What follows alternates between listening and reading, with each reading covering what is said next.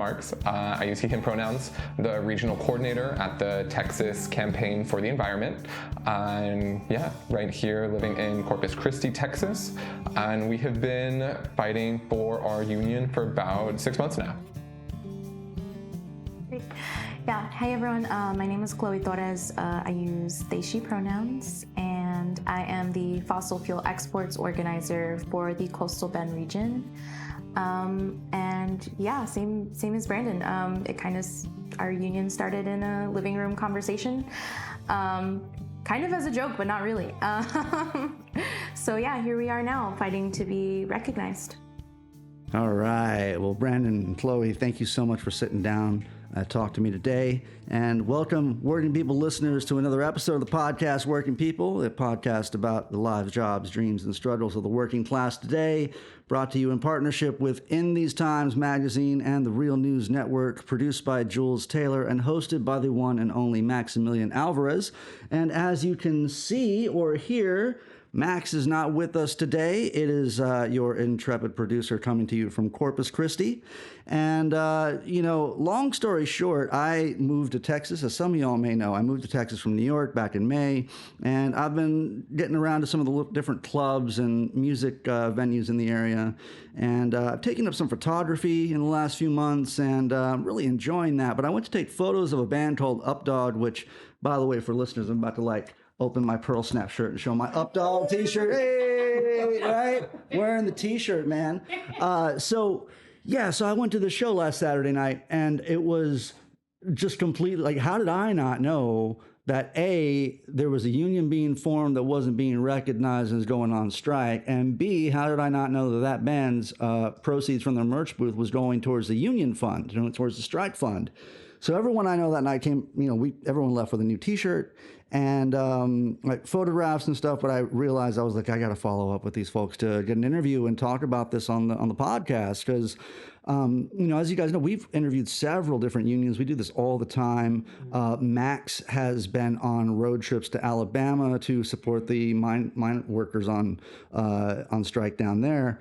We've covered a lot of the strikes in the past of, Frito-Lay and John Deere and all sorts of stuff, man. So the way that we start out, though, is we start out by asking you about, what life is like for you. Where'd you grow up? So maybe, Chloe, we'll start with you. Are you, a Corpus Christi native? I am, yeah. Born and raised. My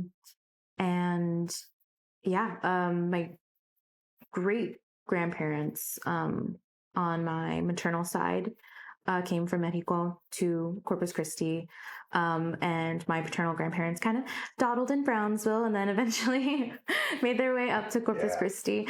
But yeah, I've grown up here, and I think one of the things that I love to share with people about why I do organizing work, both paid and unpaid, is just the fact that, growing up here, people really hated it. My peers, really, really hated it. We just, kind of made an analysis without really realizing it of there are no opportunities for us here outside of working in an oil and gas refinery, or working, at the military base. You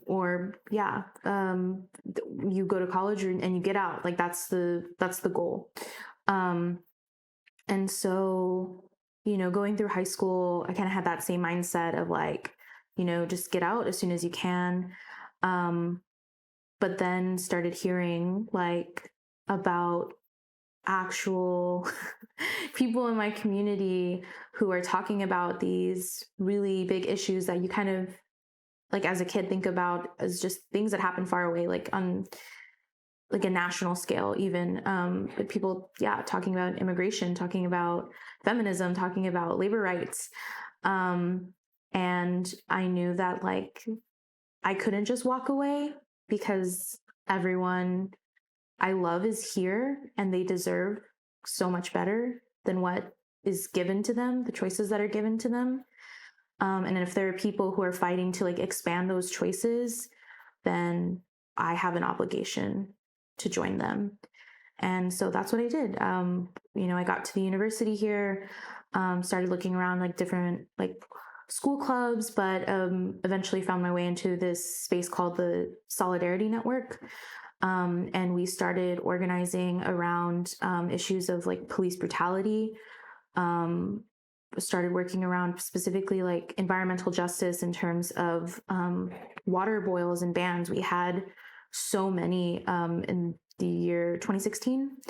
And not just like advisories, but like full on bans. Like you can't even shower with this, you can't brush your teeth with this, or you're gonna get sick. And it was there that I started forming like a real rigorous like power analysis because I had so many mentors here in like what is seen as like a conservative, city and state because of our voting record, but there have always been like Southern radicals here. And I'm just so like lucky that I ended up with them because they've really then like in the past like propelled me to move forward, but now like are supporting us in our efforts to be unionized. So yeah, I have them to thank. All right, yeah, I guess it's my turn.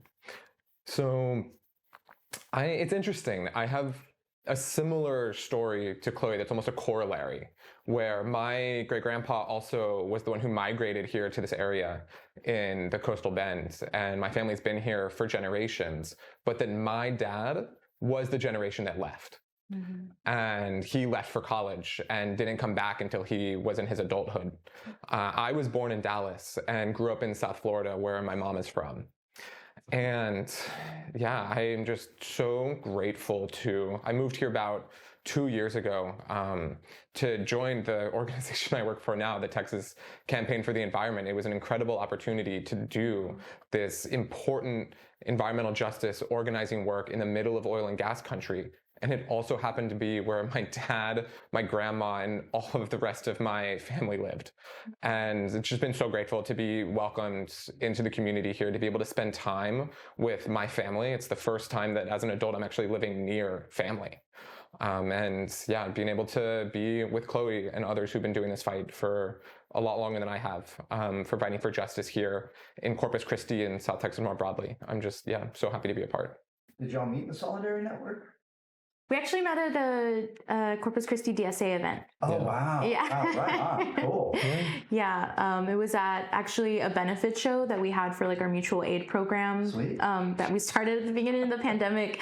And yeah, Brandon just got there. I was working like the table and he was just like, yeah, I just came down from Chicago. Thought I'd come check you guys out. And I was like, oh, that's crazy. Wow. Yeah. Wow. And yeah, eventually told me about TCE and then saw that the fossil fuel exports organizer position was open. And after, some encouragement again from like those mentors that I mentioned earlier, I applied. That's super cool. Mm-hmm. Man, I grew up like an hour and a half south of here in the Rio Grande Valley.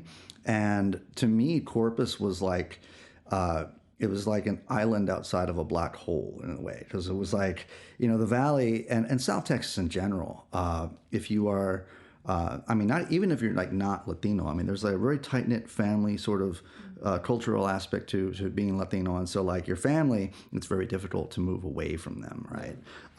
So I grew up in the valley and like yourself, having a lot of peers that just couldn't wait to get out. Like, I was one of those that was like, I'm getting out, I'm going, I'm leaving, And my first little skip out of the valley was to Corpus.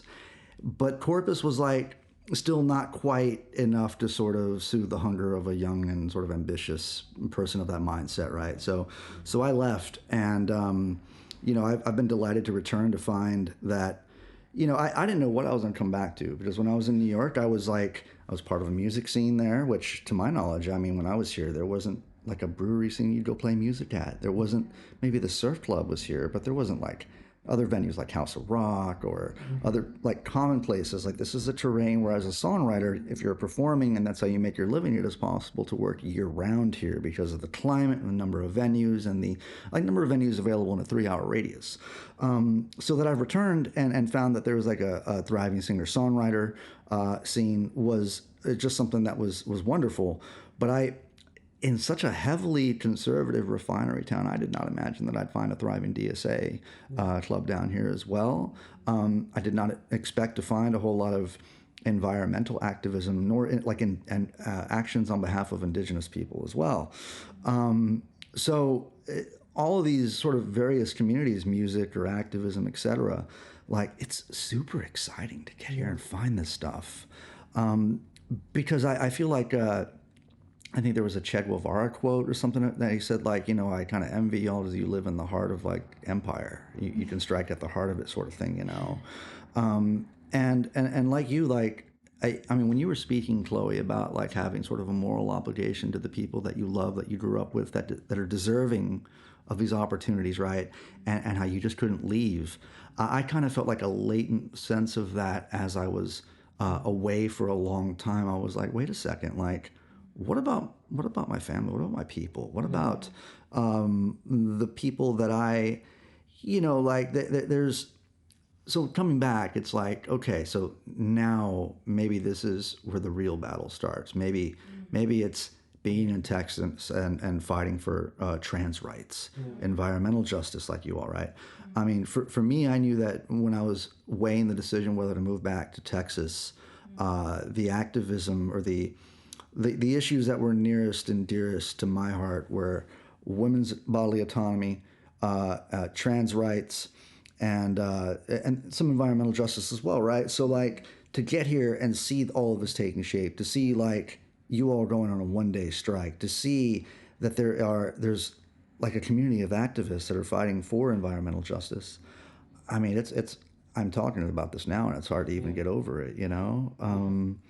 Yeah, I mean, even driving back to Corpus, man, it's like there's just skylines of refineries, you know, black smoke coming out of these refineries. This is a refinery town, you know? I mean, I've had a couple friends who were in the business of selling solar power in Corpus Christi. And even those people talked about the resistance on doormats that they received from people who were like, no, we don't want solar. We are a refinery family, you know? But it's wild to even be talking to you all here now, because tell me how, and I guess, Brandon, we'll go to you first and we'll go to Chloe, but tell me how.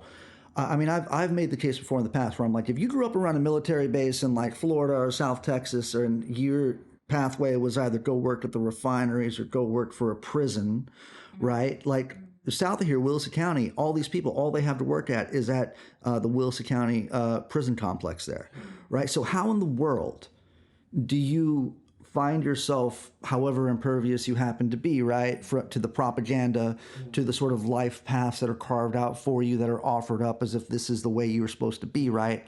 How do you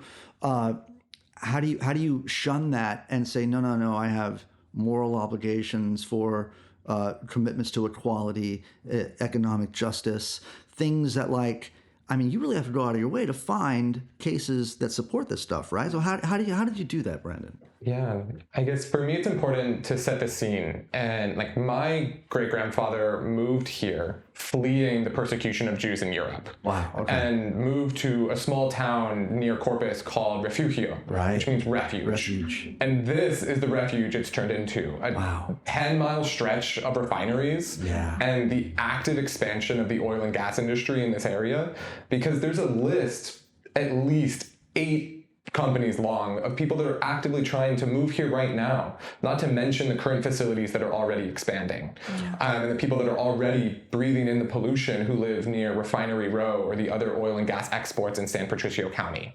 And so for me, it's like, my family was looking for a refuge, and this is what the community's turned into. I have no other option than to be a part of this fight. Yeah, totally. I guess mine would go more like, or would go back to family. Like you. But on my maternal side, my grandfather owned a restaurant. And in the restaurant, he had framed like portraits of Pancho Villa and Emiliano Zapata.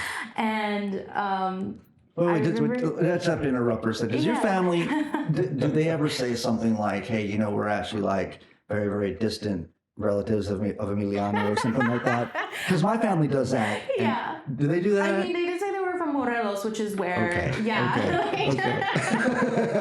They never said they were directly related. I guess they didn't want to. They were like, oh, she likes history. She's going to research it. But I just remember him telling me like stories of like why so many people, you know, fled during the Mexican Revolution. And I think just like my key takeaway is that like so much human suffering that has taken place since the development of colonialism and slavery and capitalism is so incredibly unnecessary. And it just, from then on, I think that was like a real radicalizing point for me, that like it doesn't have to be this way. And it takes like people coming together to like resist that notion, like, and to like demand that they be treated with dignity.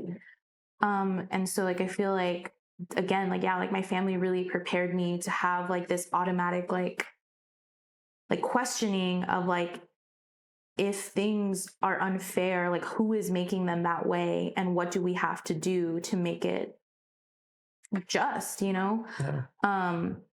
And so, yeah, I think, again, just having people around me who were like pushing me to have like this wider political imagination was absolutely instrumental. Because, you know, I was like a typical liberal in high school. I was like, yeah, go Hillary or whatever, first woman president. And they were like, well, have you read about this?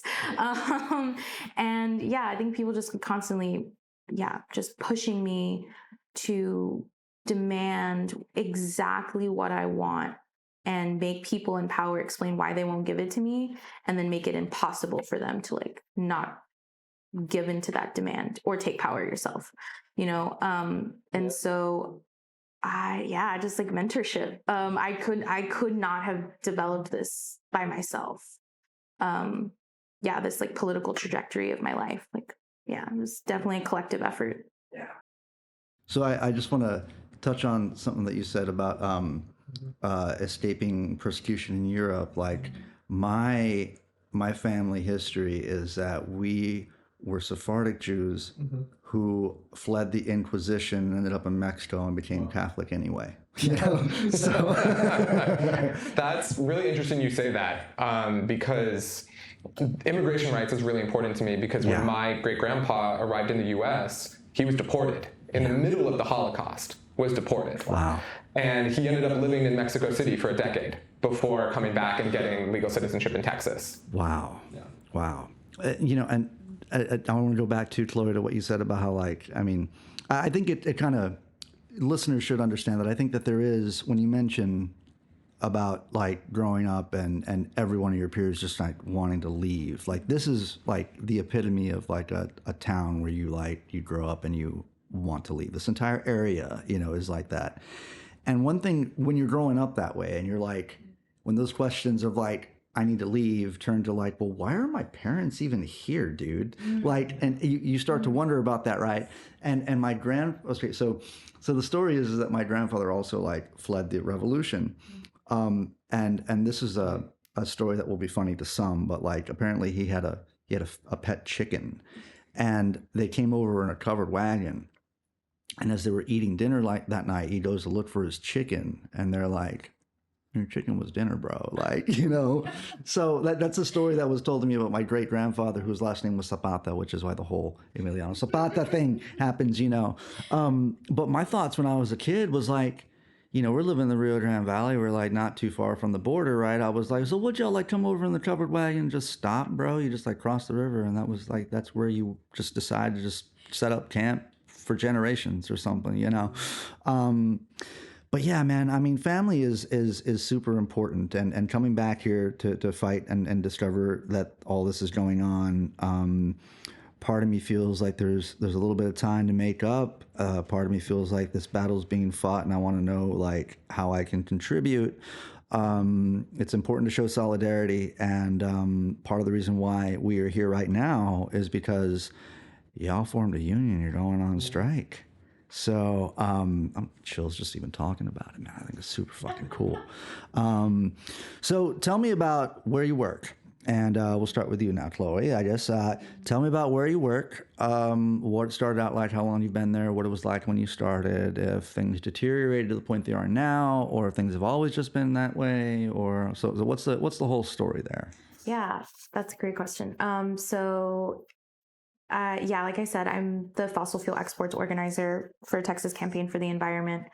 And yeah, I started, I think it's like coming up on 2 years now. I started when I was still, like, was in my senior semester of college. And so that was late 2021. And yeah, when I started, I was just like, well, I'm doing this work already, unpaid, and now I get to do it with like resources. And there are so many like people that I already know, again, who are doing this work, and I can like be a resource to them. And so I was really excited to start, and I still love what I do. I will say, it feels really important, feels very purposeful. And that's exactly why we're fighting to make it better, because this community deserves better. But yeah, when I started, it did feel chaotic. Like I was like, I know I have a job description, and I know, I'm doing my onboarding, so it might take a bit to like, feel like I have my feet on stable ground. But then, 6 months passed, and I was just kind of like, wow, I just feel like I'm not settling in. Maybe I'm doing something wrong. But my leadership isn't telling me that I'm doing like a bad job per se, but I just feel like I'm just scrambling, like I have no direction. And that worries me because I know how precious time is as a resource, especially when you're doing environmental justice work. I mean, every single day, that we don't win, or that a facility gets closer and closer to being permitted here, like that is another day that children, everyone in this community is getting sicker.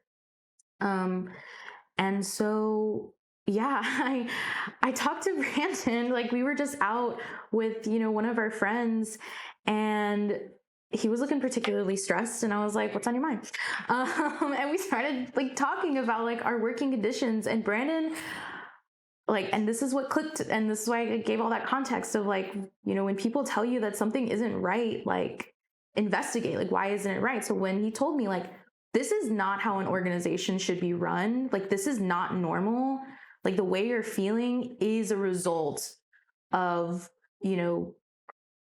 of bad leadership, like I'll just say it. And, from there I started thinking, like, oh my God, like there are other people in this organization who've been here for like years, what are they feeling?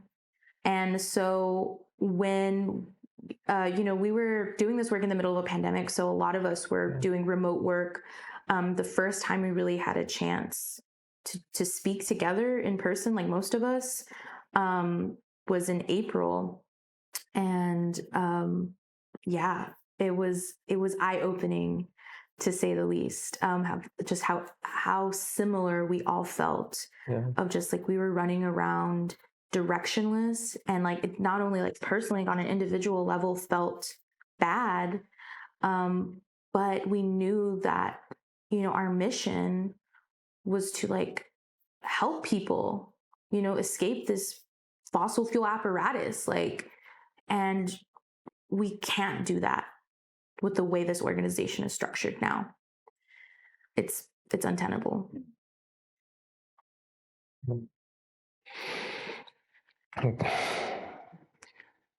Every single day we are fighting toxic pollution that makes people sick and that causes climate change. There's no reason that we should also be having to fight a toxic work environment. And I'm honestly, props to Chloe for when we were all together and hanging out one night in my living room with some coworkers who were in town, because we have offices around the state, looked around and was like, so when are we starting a union? And that was it. So listeners, you too can start a union from the comfort of your living room. Just bring your coworkers over. And that was really what started it all. You know, that's what I think, you know, Christian Smalls, man, I think that's kind of his method. Was he just kind of threw a couple barbecues, gave some people some literature, talked to him for a while, you know, and eventually got enough people on his side that were willing to sign off on stuff, you know? So, I mean, and that process is, you know, it's different and unique for every workplace, I would imagine, in terms of length, duration, degree of intensity, all that other stuff, right? But for y'all, I mean, when you say it started in your front room, was it like, did y'all dispense to your various places around the state to recruit enough people in their workplaces, or is that how it went down? Or yeah. So I'm sure it sounds probably like a normal union drive in a sense of, okay, we had our core group that had all signed on, Right. and we needed to take a look at everyone else in the organization and intentionally have conversations with everyone, organizing conversations to see where people were at, have they ever thought or had feelings about unions, and what their feelings were about work and what issues they were experiencing, and let them know that we were already starting to form a union, and asked if they wanted to sign on and get involved. And let me tell you, our issues were so deeply and widely felt that we had 100% sign on. Whoa. Wait a second. Like, you're talking about like literally 100%? Literally 100%. And how many people total is that? So right now, 12. In total, probably 18, because we have such a high turnover rate that we started with 12 and are now at a new set of 12. Oh, wow. And so we had people that at the beginning of this had signed on and were excited and then left for a better job. And it kept happening. Time and again, people kept leaving. And the organization kept hiring on new people who immediately signed on to be a part of our union drive. So we remain at 100%. And we started there, and we're still there, no matter the high degree of turnover that's going on in this organization for people that are fleeing the working conditions and the poor pay. You know, Max had said something on a recent Breaking Points Art of Class War segment that he did. And he said something about how most people in a job feel they have one of two options, which is stay and put up with it, or leave and find something else. But there's like a secret third thing, which is basically stay and fight. And more of us are discovering that option. And there are various, obviously, things that employers can do to subvert that, mainly turnover, right? I mean, it's part of the reason why grad school organizing is so difficult, is it kind of recycles out every few years, So you're with a whole new group of 12, which means that like during the time that you formed the union, you had a dozen people. And out of those dozen people, I'm assuming y'all two are still members of that same original 12, right? So there's been at least 10 that have come and gone over what length of time? I would say, I don't know the exact number of what the turnover is. Probably somewhere between 6 to 8, and in 9 months. Yeah. So Chloe, what's your typical day at your job like? Well, before we opened our office, it was like going to Zoom meetings with all of these like statewide and national orgs. And again, like these are like very like well-funded orgs. Like it's a very professional space. And I think a lot of like, especially like environmentally oriented nonprofits are starting to get the hint that change doesn't start from funders and like nonprofit, like very professional people, that they need to be more integrated in the communities they're trying to organize with. But I will say those spaces just felt very like we're just talking in circles. Like we all know what the problem is, but it's just kind of like who has the best analysis and then like never apply it on frontline organizing. And so I'm there, like I'm ready to like get out and start like organizing people like for renewable energy, like for unionized, like green jobs. Like, I'm ready to get the just transition going. Like, what are y'all doing? Why are we just talking to each other back and forth and sending like all of these emails that go nowhere?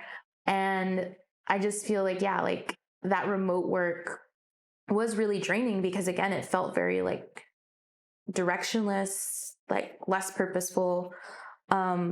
But thankfully, like once the office, opened up and we started to have like a larger team with our field organizers, it was like, okay, what kind of organizers do we want to be? Like, how can we best serve this community? Like, we were like sharing our like life stories or stories of self. And we were so excited because we had all of these ideas of like, let's start like doing like strategy charts around like how we're going to take down the port of Corpus Christi, and just like, yeah, just like, we're just like, sky's the limit, like we need radical intervention. Like that is the only thing that is going to get us out of like facing, the worst of the worst of climate crises. And we are a coastal community, so we are already experiencing those effects. And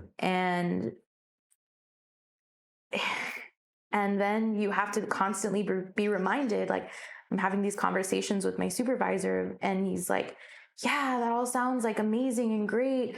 And I'm really proud of you guys. But also remember that we have a board and an executive director that can veto your plans at any time. So again, like you feel like you have your footing, but you just know it's a sand trap. Like it can be taken away from you at any time. And so I think already dealing with like the precarity of like, again, living in a coastal community of like, this could be the winter that we see hundreds of people die because it's like this freeze that our state is not prepared for or refuses to prepare for because they don't give a shit whether or not poor people die. I mean, and then to be trying to work against that, save people that you care about, and be told that like, you don't know actually what you're talking about. You don't know the best thing for you and your loved ones. We, the board, who most of them haven't stepped foot in Corpus Christi, know better than you. And that to me is just like so frustrating, just like as a human being, like to be ripped, like your agency being ripped away from you like that all the time, is really, really hard to deal with day to day. Yeah, I mean, if you are given a certain amount of autonomy within a job and you are allowed to funnel resources, effort, and time and sweat into something that aligns with the sort of orders or the directions you've been given. And if you develop that project to a point of, to be kneecapped at the apotheosis of that project over and over again, that is sure to bring up some feelings of resentment towards one's employer, for goddamn sure. I can speak to that too in a couple jobs that I've had, which is anyway. But yeah, I mean, and what you're describing sounds like a graduate philosophy course where like they talk about radical intervention and talk about like these sort of discursive parameters that ultimately are for discursive purposes only, that it's like a bunch of theory that never gets turned into praxis. And at a certain point, you're like, wait a second, talk is cheap I feel like theory without practice is like just like a bit of advanced liberal performatism or something, like it's all discursive stuff that you guys discuss, and if it never goes into work, then it reminds me of that, like there's a tweet recently that says something like the people that encourage you to go through the proper channels encourage you to go through the proper channels because they're in charge of those channels and they guarantee your shit's not going to work, you know? Yeah. So I totally get where you're coming from with that. Brandon, what's a typical day in your job and your role like? Honestly, there is no typical day. Okay. And let's get into some of our issues as workers. So I would say the first one is just working conditions. There is substandard pay. There is pitiful benefits with only 10 PTO days, very high deductible health insurance plan, and expectations of overworking. The lack of prioritization of the organization's leadership means that staff are constantly given new priorities. And so I could show up any day and have a new thing that I'm working on. And I just have to drop the thing that I used to be working on. And so, we're talking about low pay, bad benefits, precarity for the first rung of jobs in the organization. We're talking about excessive expectations of the amount of hours that need to be worked to get the job done, taking advantage of young people who believe so deeply in this work that they're willing to accept lower pay and work those harder hours because they believe and they want to win. These people make my blood boil. You're talking about that stuff, man. Like to give you benefits that's like catastrophic healthcare masquerading as like everyday sort of stuff, right? To prey on the twinkle in the eye of youth and the energy and vigor and enthusiasm they show up with, right? Yeah. To also play on the passion that one has for anything that translates into expectations of extra passionate work or something, or extra hours. Jesus Christ, man. Yeah. I mean, interrupt you. It's just all those things are just kind of like, we know we are not the only workplace that is experiencing those type of working conditions. You would just hope that a nonprofit that is fighting for environmental justice would also be modeling justice at its workplace. And instead of that, they're modeling the aggressive behaviors of the very corporations that we are fighting. And it's devastating and it's hard. No one told me when I took this job that the person before me quit in absolute anger after being worked to the bone. Working, what I've been told, is over 12-hour days, and with a child at home. Wow. And no one in the organization intervening, offering words of support, but no actual intervention, because the campaign came first, but the organization wasn't providing the resources to match the priorities that they were setting. And so it was on that individual staff member to fill in the gap. And no one told me this. And lo and behold, a year and a half later, I was in the very same situation. We got involved in the local city council elections this past election cycle. And when we were starting off, I was asking again and again for the resources that I needed for us to be successful. And they weren't provided. So for 3 to 4 months, I personally was working 12-hour days, almost 6 days a week. I burnt myself out and ran myself into the ground. And we won. We won 2 seats on the Corpus Christi City Council for progressive environmentalists, which is incredible in the heart of oil and gas country. But it should not have to come at the expense of my mental and physical health or that of the rest of the team that we had. Do you want to jump in there? Yeah, I mean, I guess I'll also just mention the canvassing that goes on in Austin. Make sure, like that is represented, because I never knew, again, like coming in, I'm a grant funded position. So that's its own sort of case of anxiety. Yeah, exactly. Yeah, I keep getting told, climate change won't always be a sexy topic for donors. So, do what you can when you can. But in our organization has typically been funded through canvassing door to door and asking for donations. What I didn't know was how I mean, I'll be honest with you. I'm not cut out for that type of work. I'll cry on people's doorsteps. I just can't.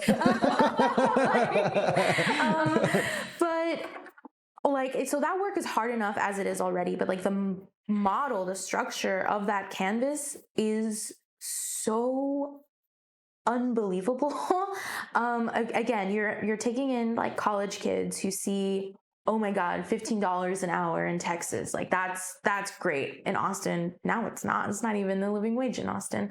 And you get them in the door. You're telling them, you're going to fight against electronic waste, or you're going to fight against pollution, and you get them out there and you tell them, okay, like it's your day one. No worries, you're gonna do great. And they do have people there training them, but what they don't tell them is if you don't hit your fundraising goal within 7 days, if you don't get a donation on day one, you're fired. You don't get a donation on day one, you're fired. Wow. Yeah. It is. And then there are more standards to meet. Yes, and you have to constantly meet standard because you are fundraising for your job.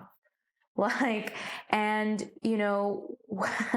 in peak, like you were talking about, peak liberal performative nature, we had, for the first time in our organization's 30 years, an anti-racism workshop. And we brought up the fact that like the canvassing model, the way it is structured, is set up so that white, cis, able-bodied people are the ones who are going to succeed the most. And because TCE has a priority of like promoting from within, which is not, again, like inherently a bad thing, but when only white men, typically white cis men, are the ones who can survive and keep meeting the canvassing standard, they're the ones who get promoted. And it has led to an entirely white, male-dominated leadership team. And honestly, it shows. I mean, you're going to go out of your way to find an all-white cis male like work team in Texas, especially in Corpus Christi. I'm teaching at a local college, and I have two different students that have the same like Hispanic first and last name. I don't want to say their name here, but like, it's just funny. It's like so Corpus Christi to have like two Hugo Hernandezes in your class or something,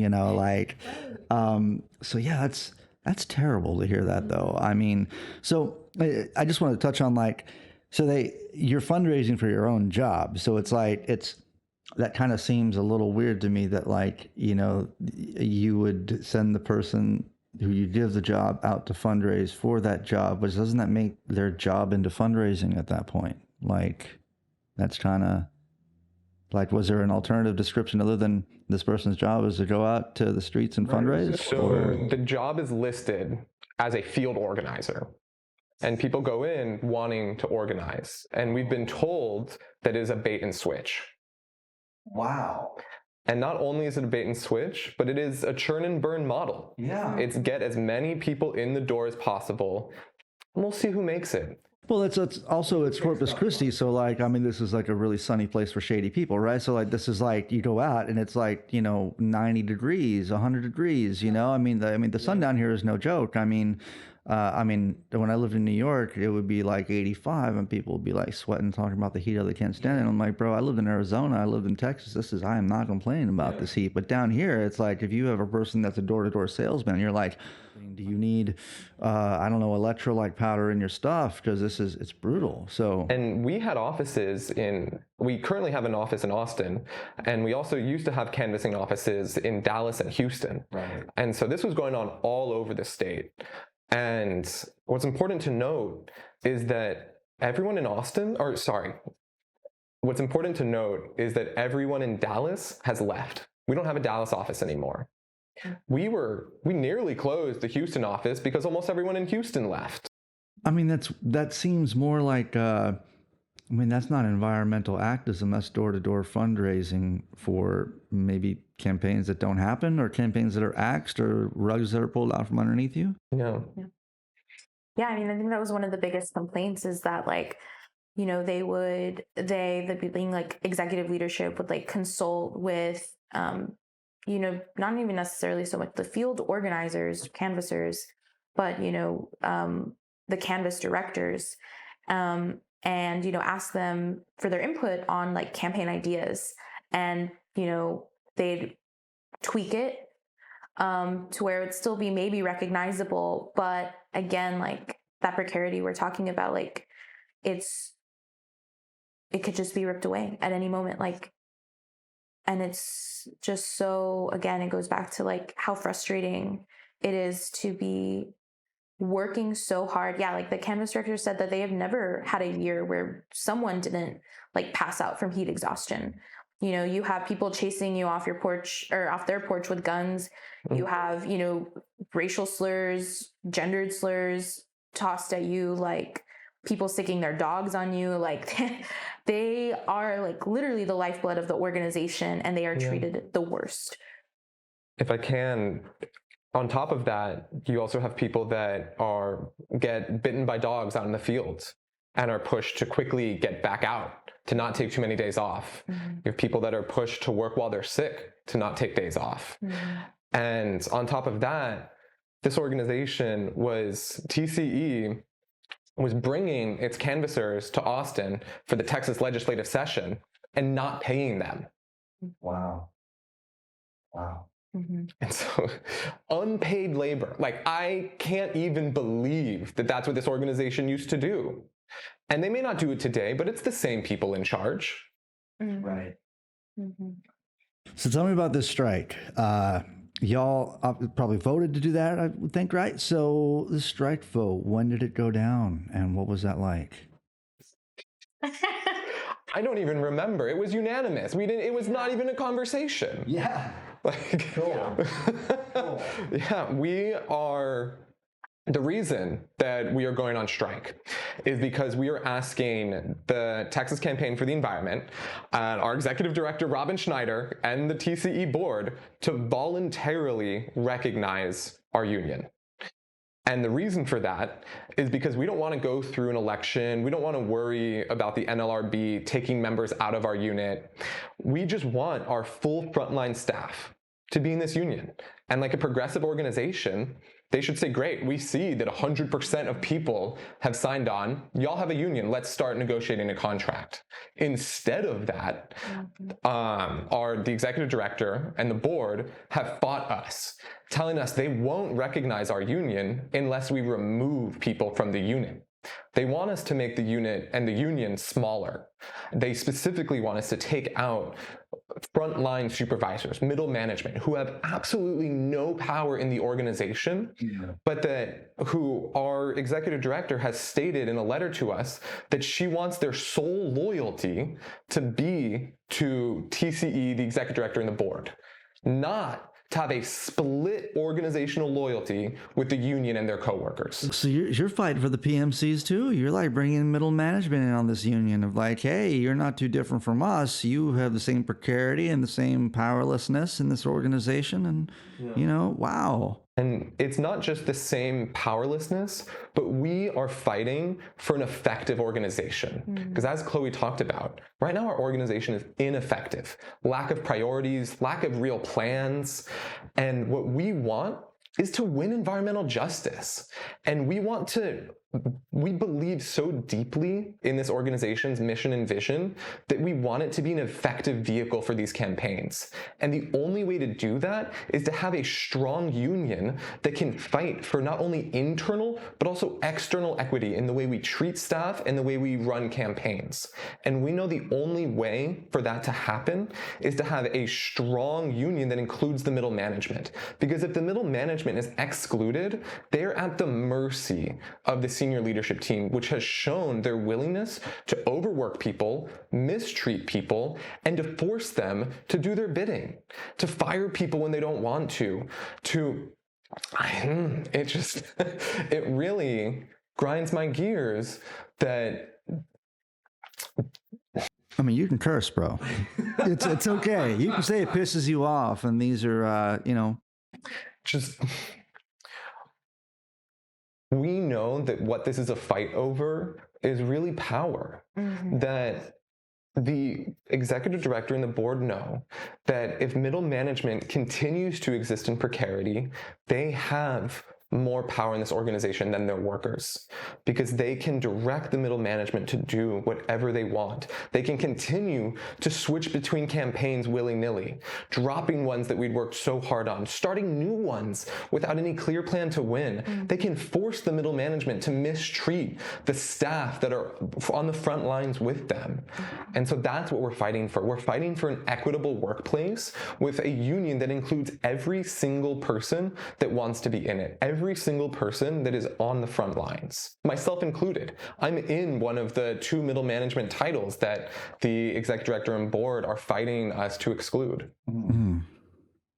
Well, I think as a key member of that union, they want to exclude you, right? So, yeah, wow. So it wasn't really a vote. It was just a conversation. It was like, all right, everybody, cool. We're going on 1-day strike, right? We tried to negotiate for 5 months. Yes. And we tried so hard to keep this. Well, it's hard to negotiate with somebody who won't even recognize you, though, right? I mean, kind of the first step towards negotiation is recognition. So, it's that they're like, nah, you this is our table. You can't have a seat at it. And we noticed the chair that you brought, and we want to disallow you from sitting down, kind of thing, So, yeah, all this is fucked up, man. I'm glad you guys are taking, action towards it. I'm glad y'all have organized and have, secured like an actual union. Then it's at this final step. And of course, they don't want to recognize that. But so this 1-day strike, when is it happening?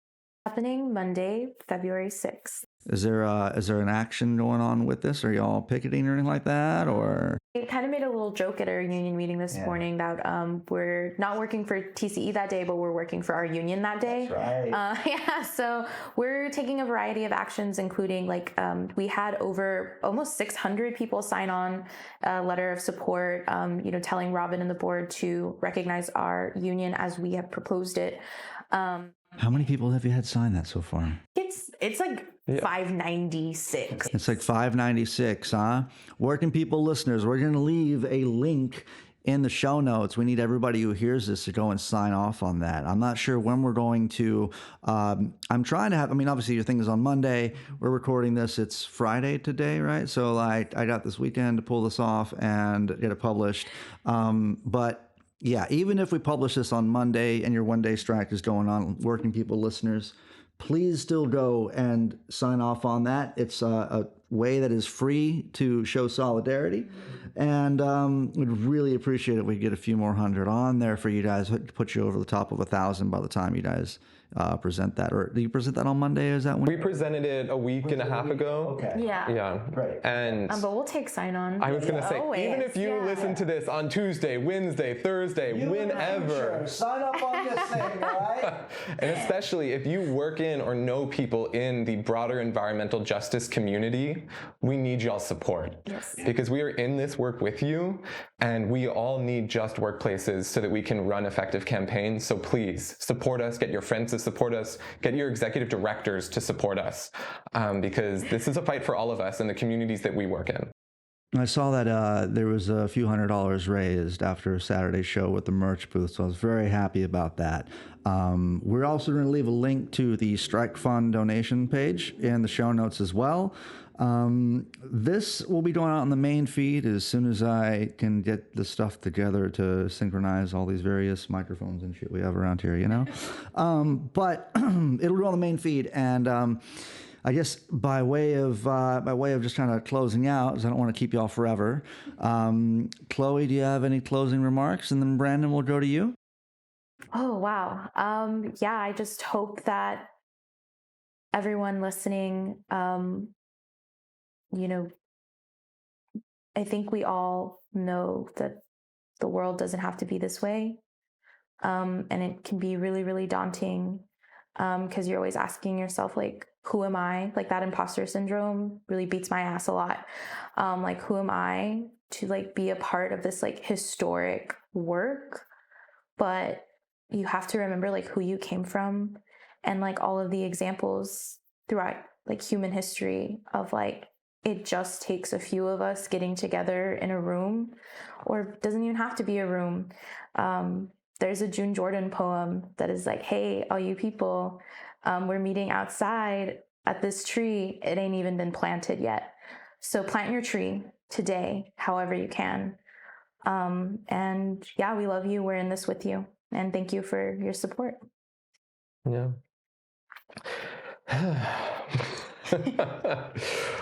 Y'all, we're the Texas Environmental Workers Union. We're the staff union at the